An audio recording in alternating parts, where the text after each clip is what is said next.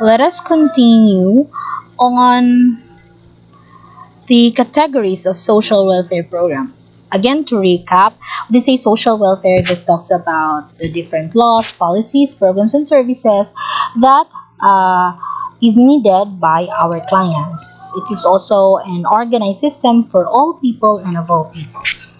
Okay, so there are categories of the programs under social welfare. First is social security, next is personal social services, and public assistance.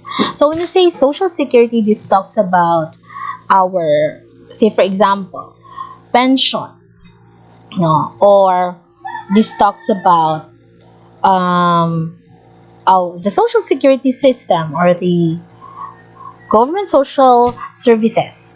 Okay, so and second one is personal social services. This talks about counseling. This talks about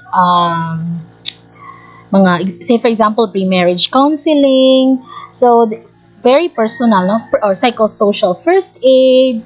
And then public assistance. This talks about, say for example, supplemental feeding, or financial assistance, or medical assistance given to a particular person. So this is how social welfare is being categorized. So based in social security, personal social services, and public assistance. So in DSWD, for instance, where do where do 4Ps or Pantawid Pilipino Pamilyang Pilipino program lies. So that is under public assistance, not social security, not personal social services, but public assistance, because these persons are given cash aid to help the families augment their basic needs, and of course provide the children educational assistance.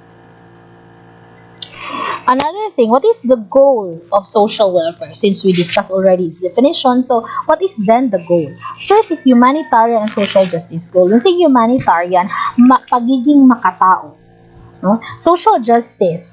Social welfare aims to help everyone, especially those who are in the low level of society or the poorest of the poor, to attain justice. Justice in terms not only with justice that we all know, no, na maibigay yung katarungan na meron siya. Say halimbawa, may nag-exploit sa kanya, but social justice also talks about the acquiring or accessing the programs and services needed of the client. Say for example, there are a lot of people, especially the poor, who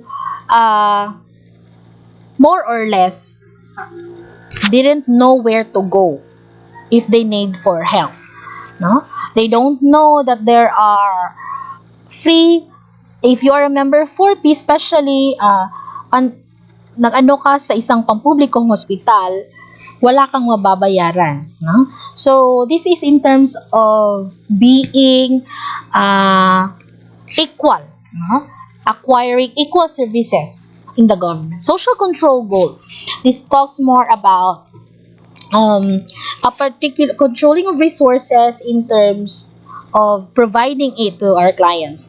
No, mintag unfair ang social welfare kasi yung mga mayaman ay mahihirap lang yung pino-prioritize. So that is under social control goal, because we have scarce resources and we need to prioritize those who are in need, especially again the least of our brethren or the poorest of the poor. And then economic developmental goal or economic development goal. This talks more on infrastructure. This talks more on the improvement of our country, such as creating roads, bridges, buildings that can help those, say for example, mga farmers to easily send their goods, no, sa marketplace and the like. So that those are the goals of social welfare. Okay, so to further discuss it thoroughly, when you say humanitarian and social justice goal, first is man has the potential to realize himself. So everyone, being human, we have different potentials, and please believe that each one of you have potentials that is embedded in you, that is natural in us. So it might be we are not good in public speaking, but we are very good in our writing some important important ideas. The physical, mental, and social, economic, and other factors sometimes impede or hinder him or her from realizing his or her potentials. So, physical attributes could also a factor or a factor, yeah, that hinders our ability, no? So if a person has a physical disability, might be or it could be a factor uh, that can hinder him or her from doing so. That is why as social workers we need to help these persons find or look for his or her potential amidst that hindrance. Another thing is that it involves identification of those least able to help themselves as priority target for the investment of scarce resources. This is what I'm saying a while ago, that the Philippines have scarce resources because of the overpopulation, and that each we have to prioritize those target groups, which are the poor. Okay, so that is under humanitarian and social justice goals. Another thing is the social control goal, which the needy, deprived, or disadvantaged group will strike out individually or collectively against what they consider to be an alienating or offending society.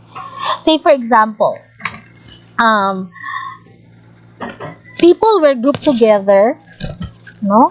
Like what happened to uh, some of the rallies, no, or protests, of which people believe that somehow in one way or another their right uh, was deprived. No? So that is one way of collecting, no, or coming together to help, acquire the needed justice that they should have. And then society has to secure itself against threat to life, property, and political stability. Social services are given to dissidents, juvenile, and adult offenders. Then economic developmental goal or the economic development goal.